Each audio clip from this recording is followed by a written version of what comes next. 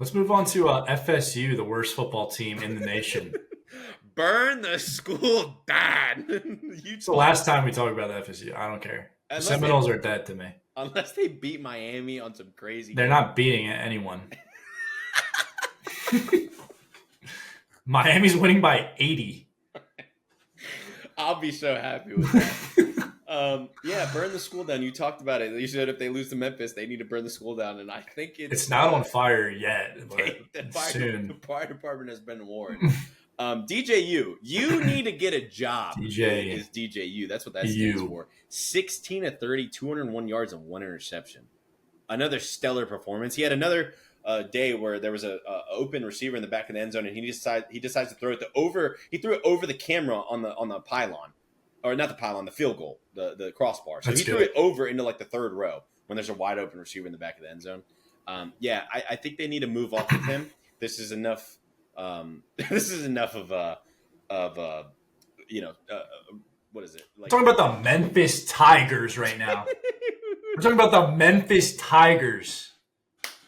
They have enough to go off of to get him out of the starting position. The Tigers had 4 sacks. They were breathing down FSU's throat and neck all game. They need to go a different route at quarterback, though. FSU, your season's done. It's been done. And just so your coach... It was done week 0. It was done. Just so your coach doesn't lose his job, they should probably put in a new quarterback. They might want to just ask some fans at this point if they could play quarterback. I'll redshirt and play. Like, I'll go. I might have some eligibility left. DJU is terrible. Any thoughts on this?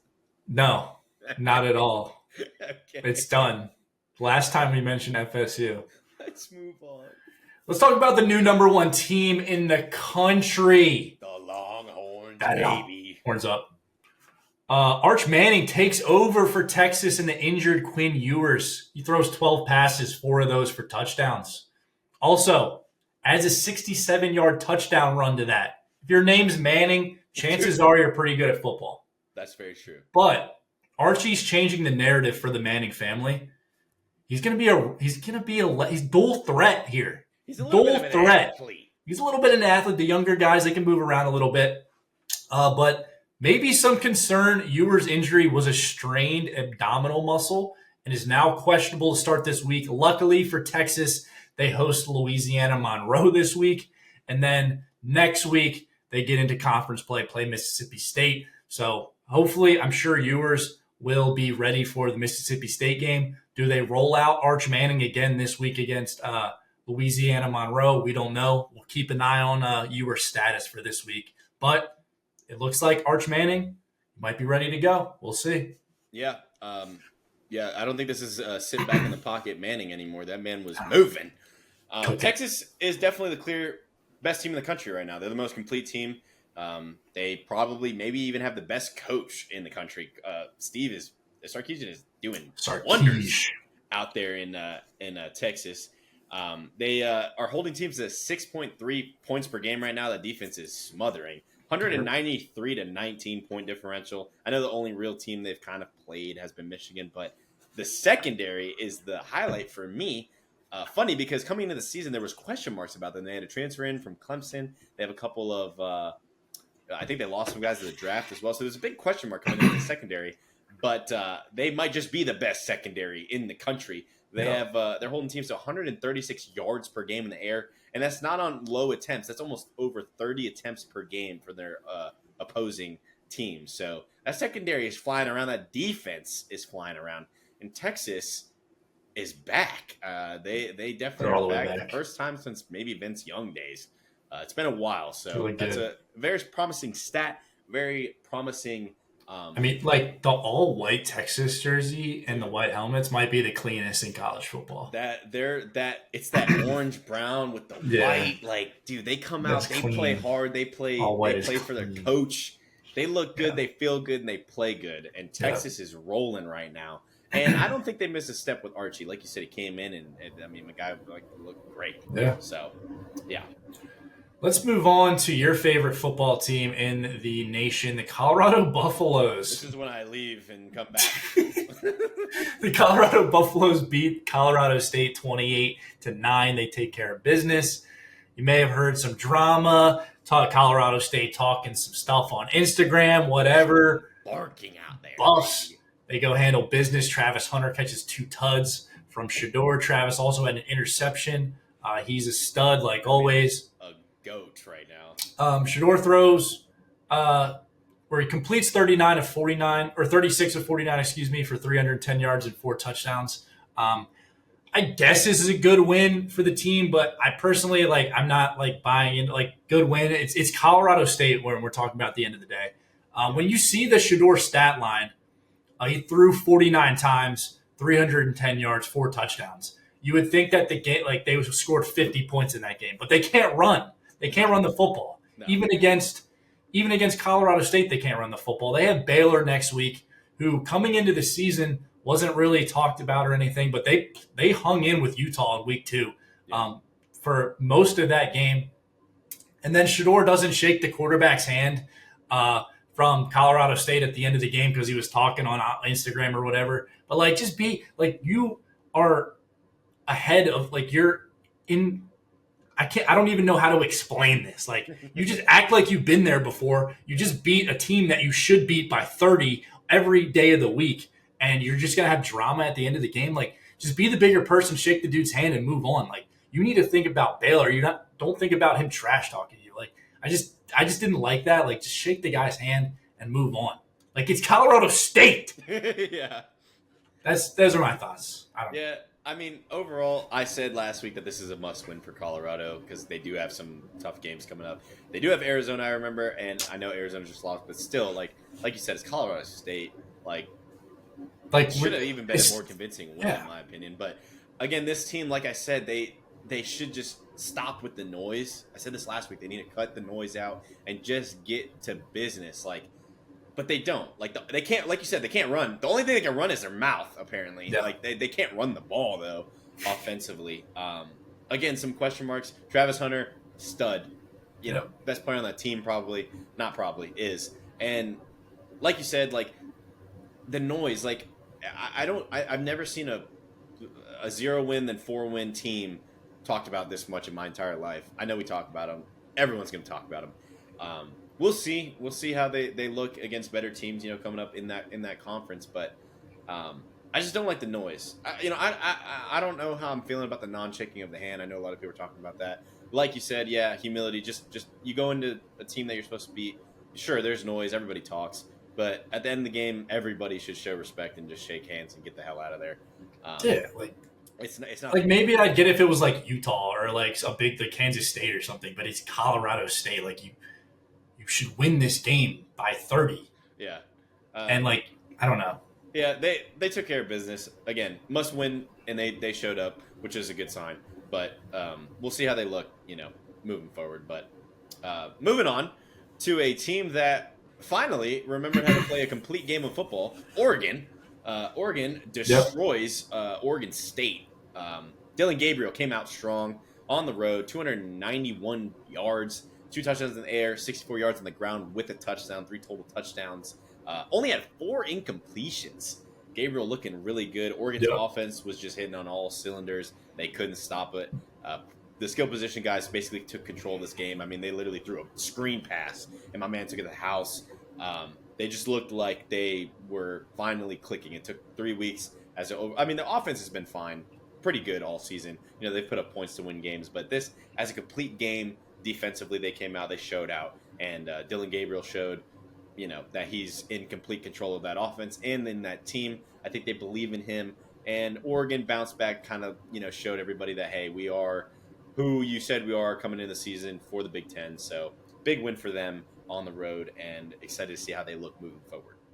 Yeah, definitely their hardest game on the schedule this week, and they look the best, which is good news for Oregon. Their offensive line looked better. They had some issues week 1 and week 2, and they had some bad penalties. But it looks like they're cleaning up a lot of stuff, and they looked really good against Oregon State, which is a big win for them.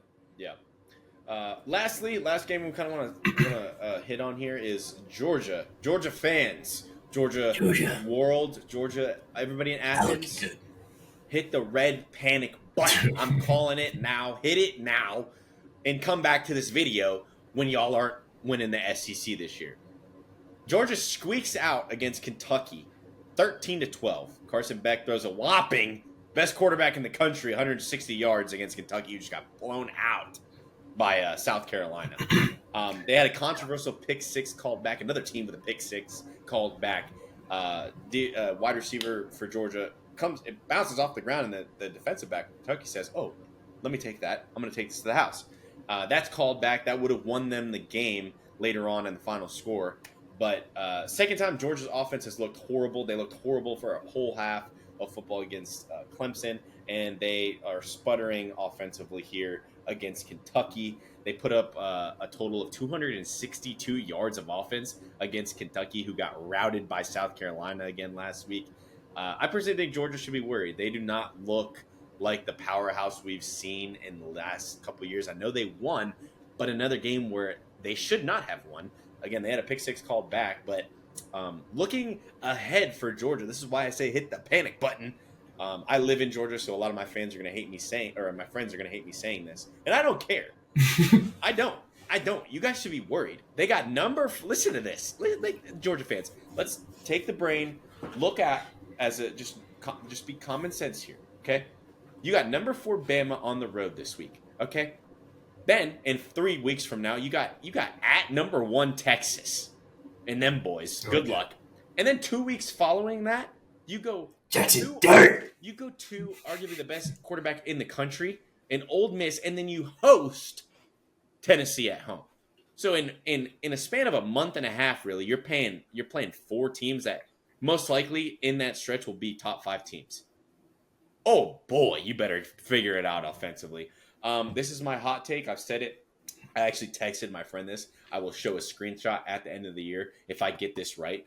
But my hot take for Georgia, fans listening, if y'all get into the playoffs, okay, and y'all have a game where you guys need Carson Beck to get the job done, if that NFL team, just like Stetson Bennett had, doesn't blow teams out, or the defense doesn't hold a team to 10 points apparently, and Carson Beck's in a shootout or needs to make throws to get the job done, he won't. Write it down. You heard it here first, and we're gonna time travel back. When I'm right, he will not get the job done. It's panic in Georgia. I don't care if they're undefeated. You guys barely beat freaking Kentucky, and y'all should be worried. Any thoughts on this game? Okay. Yeah, I think obviously not a good win for Georgia, but I still think Georgia has the best head coach in the country, and I think he will take this game as if they lost, and obviously the whole Georgia team feels like, okay, they scored more points, but this is a loss for us. I think they are going to be feeling that in the locker room, especially going to Bama this week. I think Kirby gets the boys ready to go, but Carson Beck, if it comes, you made a good point. If it comes down to Carson Beck making that last drive to win or go kick a field goal or something, can he do it? No. No, we will see. No. But yeah, those are my thoughts. I think they have the best coach. Games, man.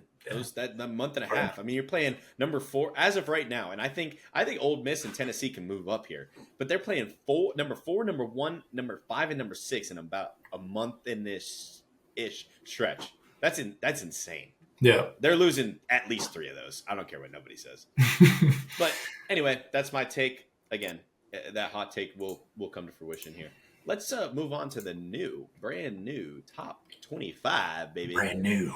Let's start off. Again, we have yet to move in the top 4. The top 4 teams remain the same. The positions, however, do change, but same 4 teams. Jay, we got Texas moving up to number 1. The Longhorns take the top spot. Georgia falls after looking very impressive on the road in Kentucky. Ohio State doesn't move, and Bama doesn't move. I still think these are the 4 best teams in the country. What are your thoughts on this? Yeah, I agree. I agree with Texas moving to number 1, Georgia falling. But yeah, I agree with those 4. I do as well. We always do this each week, but we're going to look at 4 to 12. This is your playoff, everybody. This is pretty much accurate. Missouri falls 1. Tennessee moves up 1. Again, Missouri kind of struggled against Boston College. Tennessee looks very good. What are your thoughts on any movement in the 5 to 12 range. This is your playoff. No, I agree with all of these. USC at 11 is interesting. Yeah, yeah. Um, They haven't moved, but they've been. they didn't Super play. Yeah, they didn't play this week. Um, Yeah. but no, I agree with Missouri dropping a little bit, Tennessee moving up, the U moving up too. Oregon not moving after an impressive win at Oregon. Not super impressive, but they got the job done. Definitely the Um, best they've looked. yeah, so far. Penn State drops just because Miami and Tennessee move up, but yeah. Yeah, I agree with the ones I agree with is Tennessee moving up and then us flipping with Penn State. I think I said this last week that we should have been 8th, and now we finally move up to 8th, and I think that's right where we belong. 3-0, we looked good. I mean, we played Ball State, we beat them 62-0 or something. But Yeah.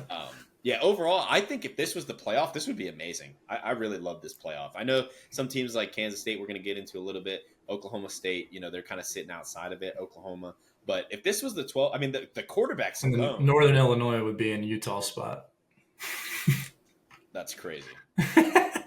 Hopefully that doesn't happen. I love the storyline for Northern Illinois, especially after last week. But if you look at the top 12 right now, let's just say this is what it was. The quarterbacks alone in that are going to be a fun watch. I mean, those Memphis has to be like right outside the top 25 after that win against Florida State, right? they should be. They're gonna win that conference. So yeah. And then we'll look at the rest of the way 13 through 25. Not a lot of huge movement here.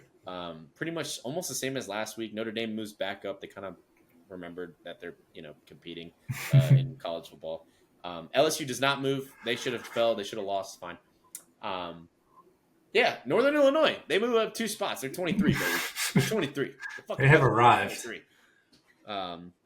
Yeah. Any comments on this? I think this is No, not a lot of teams. I mean, like half the teams on this list didn't even play. Right. So we'll have some more movement next week. Yeah. Michigan at 18, man. That's kind of crazy to see. Yeah. I feel like, but yeah, I think again, I pretty much agreed with almost every week we've seen so far in the top 25. Yeah. Texas A&M creeps back into as well to the top 25 after a good win at Florida. That. Yeah, they deserve that. That's definitely a top 25 team. All right.